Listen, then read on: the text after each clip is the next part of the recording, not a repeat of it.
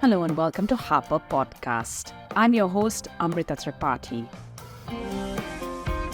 I'm a writer, a reader, and someone who's very interested in the world of books. So on this journey, you'll be hearing from writers from the HarperCollins universe talking about their books, the big ideas, and even how ideas can change the world we live in. Imagine retracing the steps of a long-lost ancestor and finding out that he had overlaps with none other than Mahatma Gandhi. In this episode of Harper Podcast, we go on this journey with Amrita Shah, talking about her book, The Other Mohan, tracing the steps of her great-grandfather Mohanlal, not just in India but in Mauritius, South Africa, and beyond. We hope you enjoy this episode, and as always, leave us comments and your feedback. Hello, everyone, and welcome to a brand new episode of Harper Podcast. This episode should actually be called The Other Amrita, because I'm Amrita Tripathi, your host, in conversation with Amrita Shah, who's the author most recently of The Other Mohan. Amrita, it's such a delight to be in conversation with you. Thank you for taking the time, and congratulations on this book. Thank you so much, Amrita. Lovely to be here. I'm very curious to know how you introduce yourself. So I'm going to tell, folks who are listening or watching, you're, of course, a writer, a scholar, a historian. You've been a journalist. And you're out with a book that's actually merging personal history with history, right? I mean, you had to do a lot of research for this. How do you introduce yourself? I call myself a writer uh, because that I think is a kind of umbrella term that encapsulates everything I do. I used to be a journalist. I still practice journalism, I think, in the writing of my nonfiction work. And but I also use scholarly references. I also do a lot of research on the ground, but I bring it all together through words. So that's, writer makes the most sense.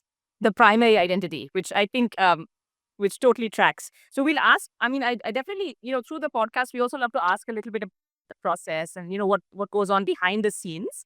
Two Amritas, hopefully double the magic, double the fun over the next 30 minutes. I want to start by asking you, and I was really blown away, not just by the scope of this book, but like, look at the quotes and the blurbs you have. You have John Kay, you have Rajmohan Gandhi, you have Ashwin Desai.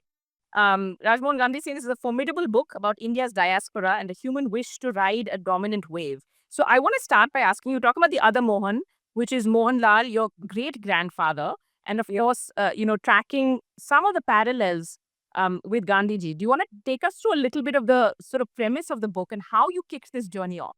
Yes, sure. So, when I was very young, I had heard that my great grandfather went on a journey. He went from Bombay to South Africa, and it was just this sort of one line that I had been told. As I grew older, I got to learn that he had met a woman along the way, and they had a child who grew up to be my grandmother, which means that he met my great grandmother on this journey. And so I was always extremely curious, both about why he went away, and who was my great grandmother. And this was, I'd say, the trigger for this journey, something that had kind of been a mystery or a puzzle for over many decades as I was growing up. But when I started actually thinking about how I was going to embark on this journey, because, my great grandfather was an ordinary man who had traveled overseas, or what was it, over 100 years ago. And I didn't know how I was going to find him because there were no papers, there was no documentation, there was nothing that could be of any kind of of use as a starting point. I didn't even know when he had gone exactly. All I knew was that it was at the turn of the 20th century, which is when he would have been a young man. And one of my aunts said, he went to be with Gandhiji. And I thought she might have just been, one of those little myths in the family, thinking, here was a venerated leader. And so and the reason why I was a little skeptical was because Mohanlal, what I knew of him, because I asked my family, to describe him to me. And they had very few things to say about him. They said he used to wear a suit. He was very sort of anglicized in his ways. We are a fairly conservative, traditional Gujarati family. And so this was all a little unusual. He used to smoke, apparently. He used to eat porridge for breakfast. These are these little details. Yes.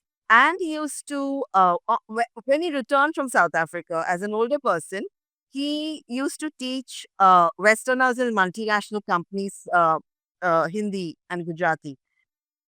So none of these things seem to indicate a Gandhian lifestyle to me.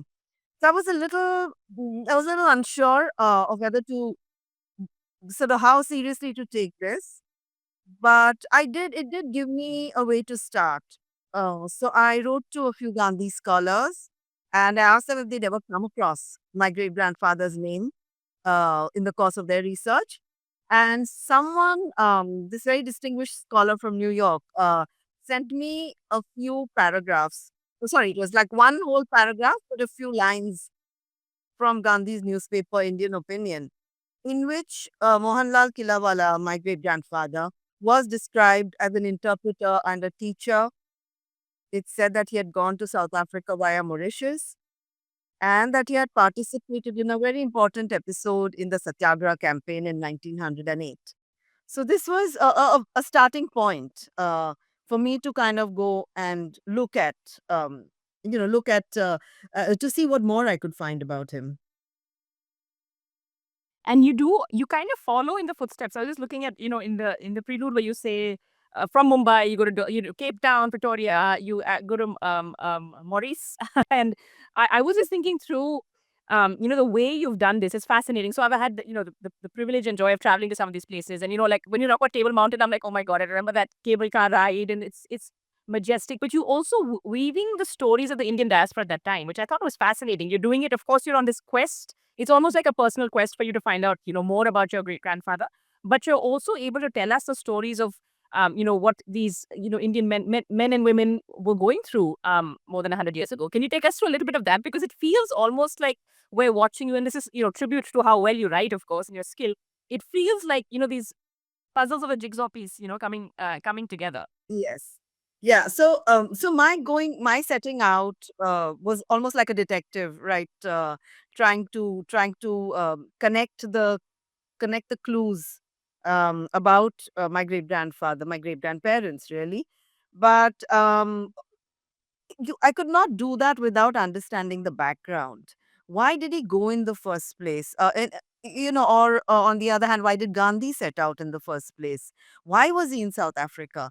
And to know that, you have to understand that there was in the when the British kind of became dominant in India and in the Indian Ocean, they sort of set off certain changes and patterns of migration that started happening. I mean, this was an era where a lot of people were leaving Europe to go to the new colonies. And because of that, because you had these new settlements, you also had new forms of migration from Asia. I mean, Asians had always traveled for trade. That sort of has happened over centuries.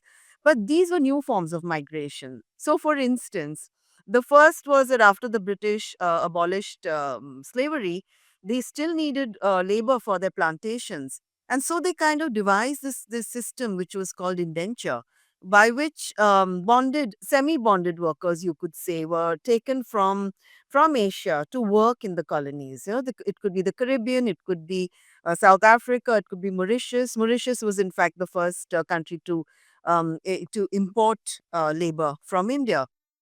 And then, because you had these thousands of people uh, living in these overseas colonies who had to be fed, who had to be clothed, you had then another stream of migration, which was of people who set out from the western coast of India, mainly Gujarat, to work as, I mean, to be traders, wholesale traders and retailers, basically because of these many indentured workers who were there.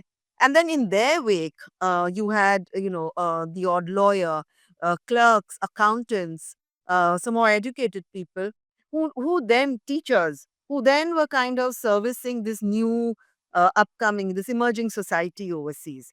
So when I am following my great grandmother, it's in the contemporary times, clearly, because I'm traveling right now. But I am going into history. and the history is not is in a certain setting. So my great grandparents' lives and travels take place in this setting, and that's, I guess, what you're referring to, the diasporic setting. And you talk about, so I wasn't aware of this term, this passenger Indians. Can you tell us a little bit about this, and you will talk a little bit more about the journey.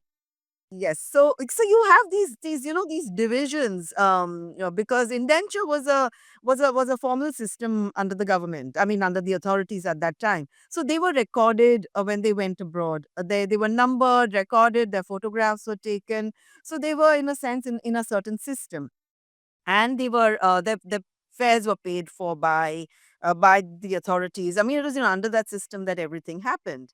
While the people who set out after them, the passenger, I mean, sorry, the traders, the shopkeepers, and the professionals that I mentioned earlier. Now, these would have paid their own fare, and they would have made their own arrangements, and they were free. They were not indentured in that sense, because indentured laborers had strict rules. They could not move out. They were very kind of completely controlled by these rules. So passenger Indians were these Indians who, you can say, voluntarily and completely on their own made their own arrangements to travel.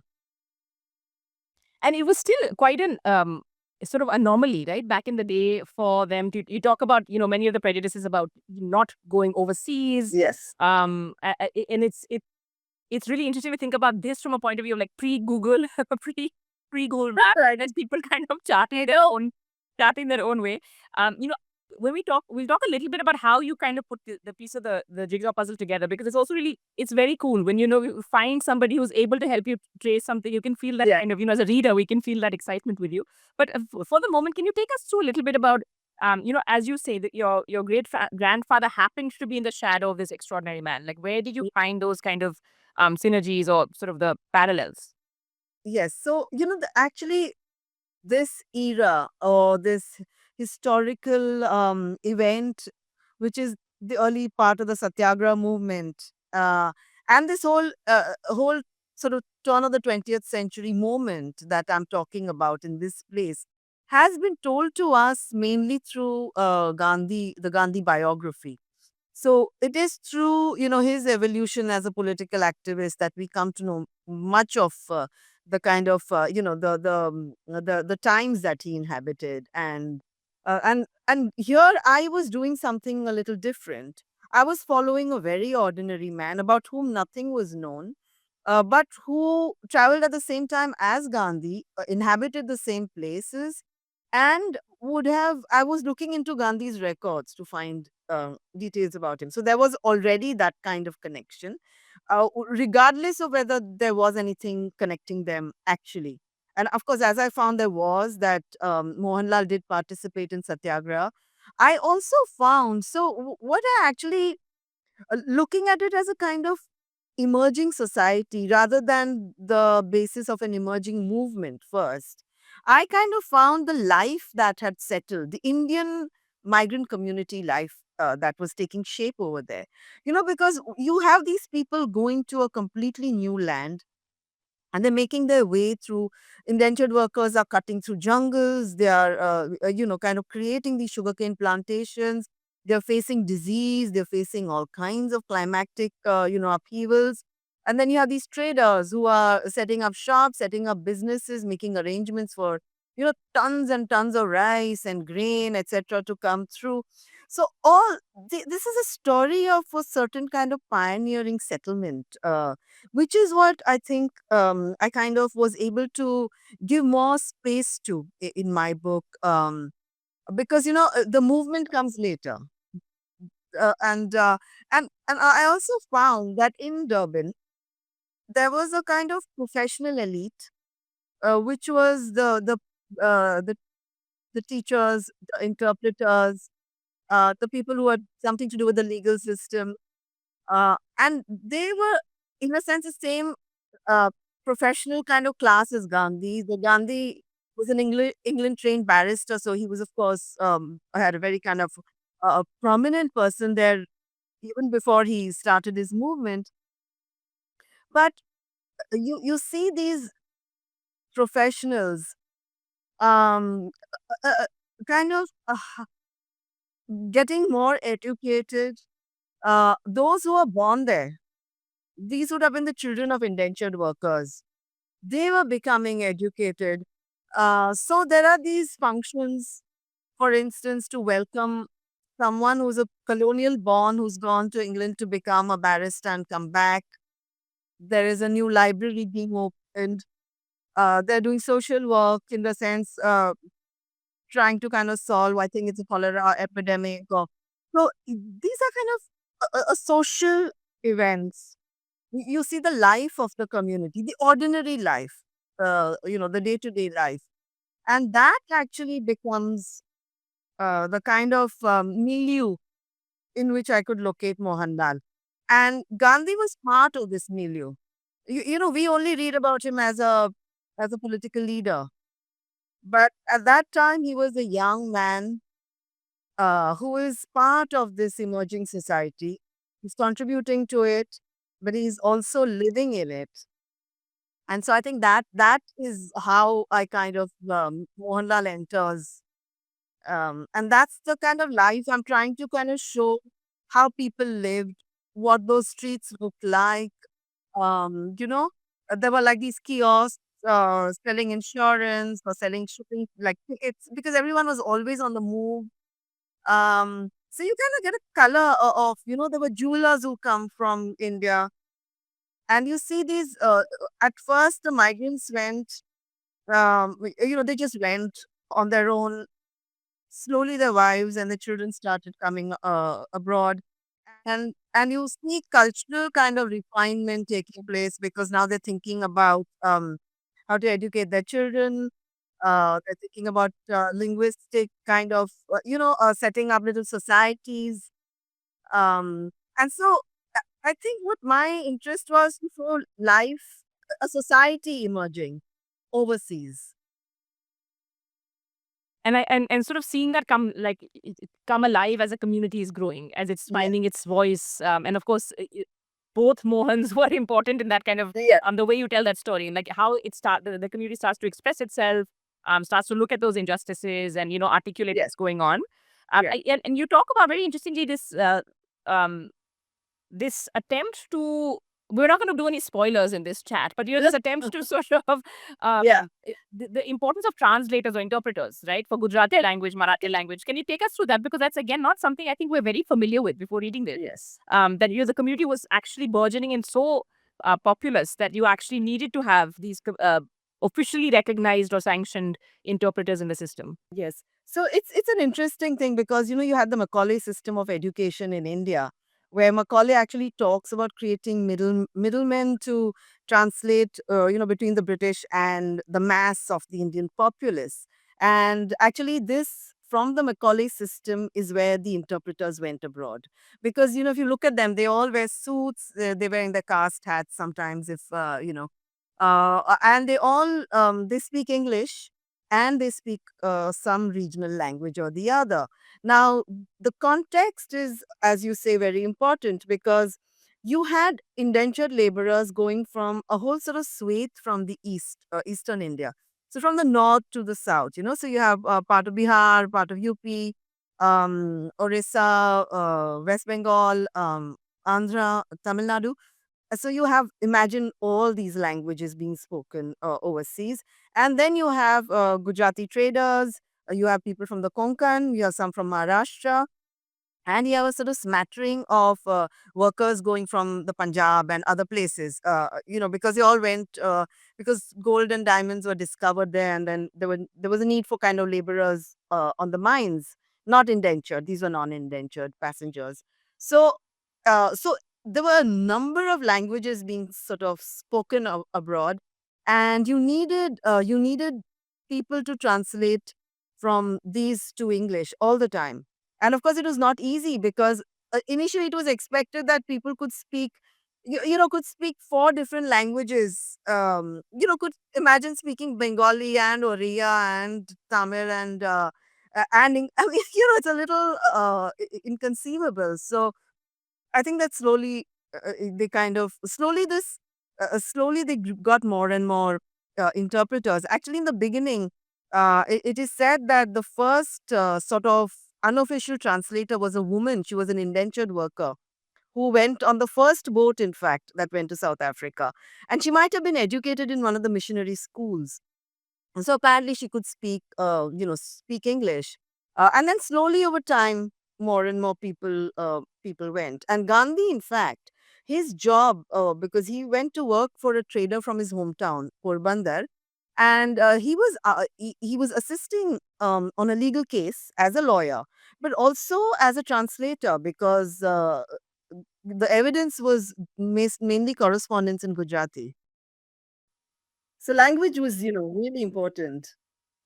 And you get a real feel from it from this book, and Yeah. I don't think it's something I'd even thought about earlier, right? Like how were they actually going about day-to-day business? It's a very regulated space though. Like you talk about how these exams are very Yes. hard to pass, and that there were like Yeah. committees and we won't give the spoiler away, but I feel like at some level when you're writing about this and describing this, I'd love to know your thoughts now, sitting, in 2025, because you do also document. I mean, they've documented some of the Yeah. institutionalized sort of racism, right, from that colonial era of. They Yes. talk about the degradation, how they're being you sort of pitted against a system that does not want to allow them, Mhm. rights. Yes. How did you feel when you were uncovering all of this? Uh, so it's interesting because as you said, the language issue. I tie it up to something that is a kind of post-colonial, it's sort of something that lingers on, which is how we speak English and how important English is. And I think that I came to that through this story of my great grandfather, who was an English speaking person who tried to kind of make work for himself through this facility that he had, and the importance of English in our society, i- and and here it kind of becomes somewhat more interesting, because what happens is that we've read, one is aware of racism and the kind of laws, that what was happening at that point, particularly at this point, was that a white society was also coming into being in these colonies, particularly South Africa, because the climate was very hospitable. And earlier there were very few white settlers, but over time they came, and also these colonies became autonomous, some of them, from England. So they were kind of, the locals were building their own societies, and they were very clear that they did not want Indians there at that point. I mean, they wanted to kind of limit the number of Indians and limit their economic progress. And so they passed a series of laws to curtail their movements and curtail shop licenses and so on. And of course there was a kind of racist environment, you could say, because in the way they were treated, I mean, you could not use the footpaths, you could not use public transport if you were an Indian, and schools were shut down where Indian children could study with children, white children. So these were kind of real problems, and hurtful. And I think Indians had to keep weighing, because they had risked so much in leaving. They had set up lives over there. You couldn't, I guess, just sort of up and go. So I think they were doing this juggling, and Gandhi comes at this point and kind of facilitates a way of expressing, a way of confronting. And so Yes. So how I felt was kind of, I was already aware of the kind of racially weighted, loaded kind of society that there was. So, but I think it was more the details that I got to know. And I think the details have to do with this educated and the English part of it.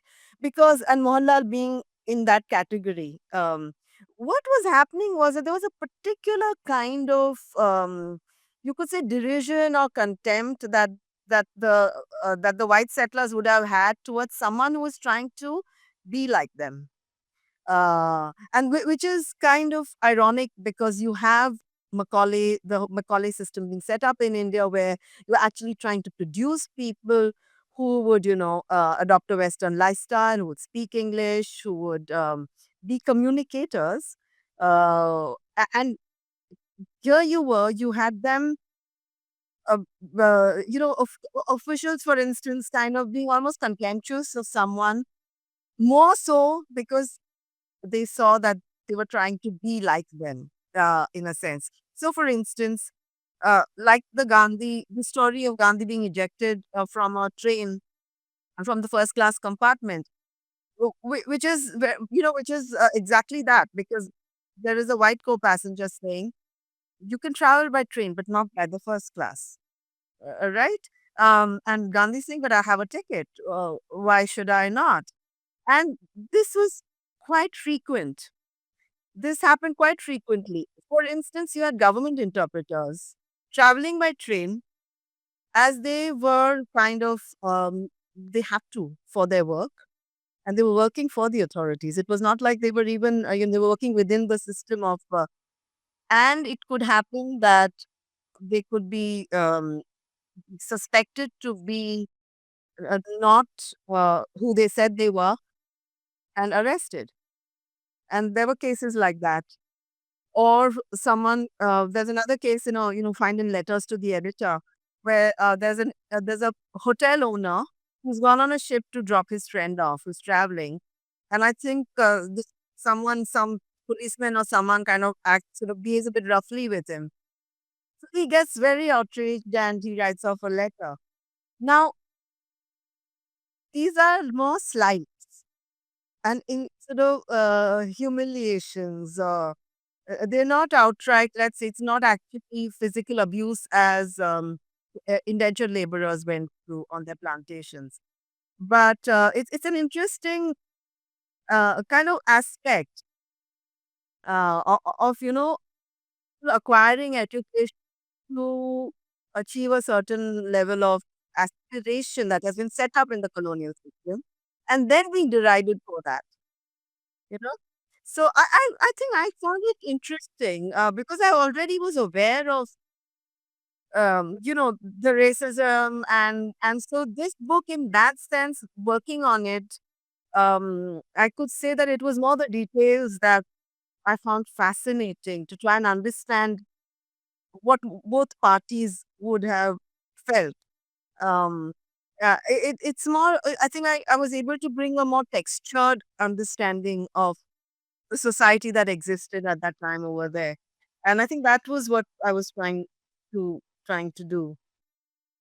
And is it something that, when you're sort of on this quest, because you're also a researcher, scholar, as you said, like you're looking at multiple sources. There are a few people who prove to be really helpful. I mean, there are a couple of moments where you're just like, I'm going to give up because there's nothing. The paper trail is going to end here. Like, I'm sure it was very daunting because if there's so much that you're trying to piece together.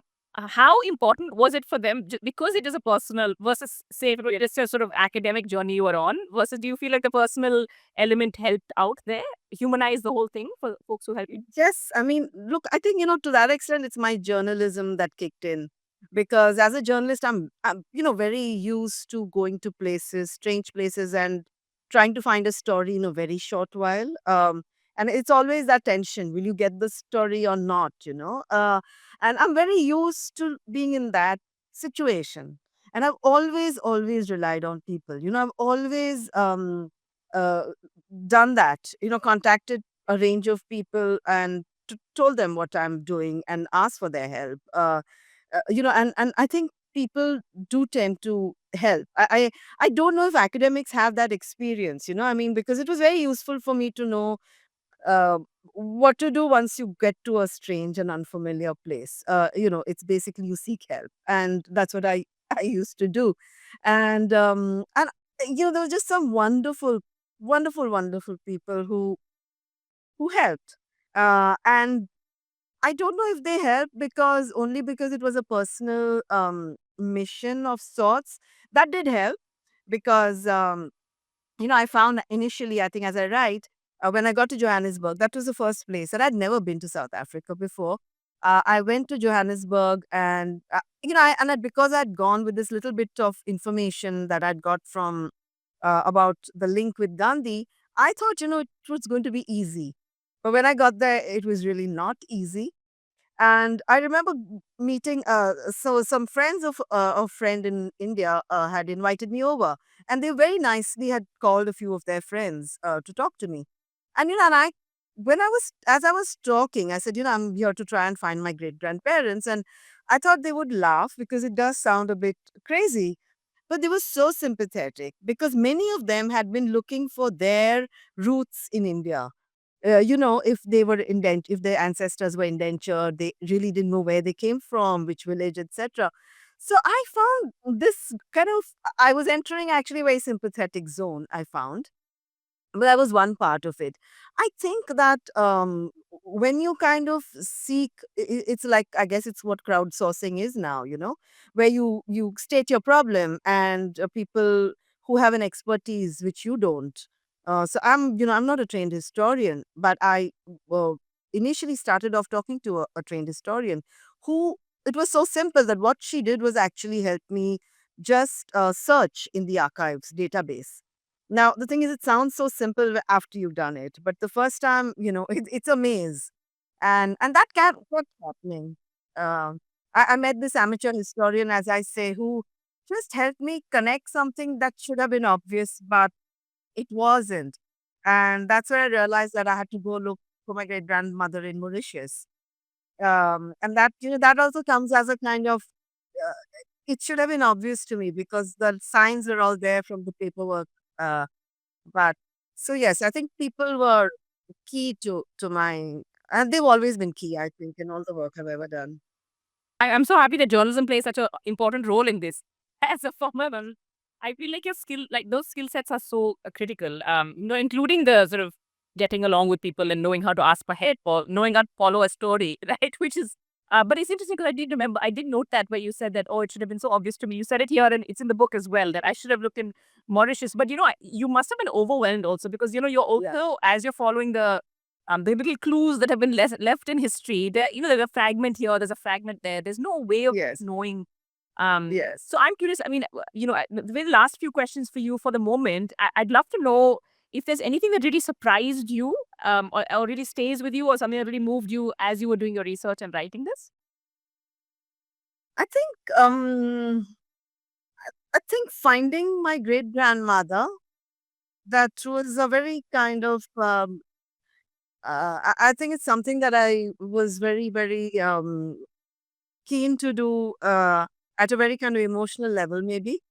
So I think that,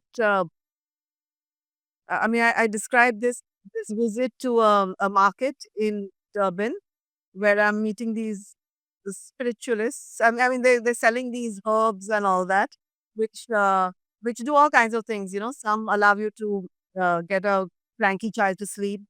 Some allow you to communicate with your ancestors, and I remember taking that home, and I'm not at all, I don't, I'm not superstitious. I don't believe in any of these kind of, normally these sort of things, and not that I believed it in then, but I think that feeling of entering a society where other people are doing, someone is trying to speak to the ancestors, where it's a very much a part of South African, sort of culture, and entering it into that with my search.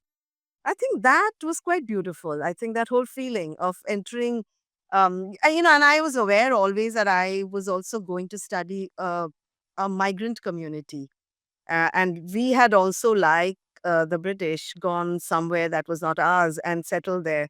And it did feel always a bit, I felt sensitive. I felt a little strange about that. And so these were kind of these very complex sensitivities that one is sort of almost playing with every day, not playing with rather, but living with. Yeah. Yeah, living through as you're there because you're also out of your own environment, right? Like in this Yes. in the sort of alien space. And what were the reactions to this? Because you've also written a little bit about your grandmother. Yes. What were your family's reactions to this when your book has come out, firstly, or when you came back from your journey in the first place? How have they reacted? Yeah, so before I set out, I mean, well, I think that my grandmother passed away around 1998, I think. and my mother passed away soon after. And I think after that, I started thinking kind of this as a more realistic project. I think I just felt like I had to start talking to my relatives. And so I did interview many of my relatives at that time, over time actually. And then I suddenly went off in 2013. And I think when I went off and then I came back and I met with some other relatives and I told them, I feel like I don't know how seriously they took this, you know. I mean, yeah, they said, of course, you're gone. And then and so when I actually sort of said the book is done, I think there must have been some surprise. Yeah. And of course, the extent of it, because it's quite a large scope book, and I have discovered a whole lot of things which, and so, but they've been very supportive. And we had a kind of gathering actually of the family recently of all sides, and we talked about the book, and I thought that was quite lovely. Oh, that's really moving. And I just to end with, I think, I this quote by John Key, hopefully you'll put it in the edit. A daunting quest. And firstly, John Key, I mean, hello. Did you have him endorse this? It's on the cover. A daunting quest, Absolutely. an intriguing historical codicil, and a deliciously exotic travelogue, creative non-fiction at its very best. I don't think you can get a better, like, No, I just love John Key's work. I mean, I just love all his work, and so to have him, he has this sort of element of mischief in his tone, and I think that was something that I was very keen to capture in my book. As I said somewhere, I wanted to write. There are these boys' adventure books and that I read when I was growing up, stories of discovery and so on.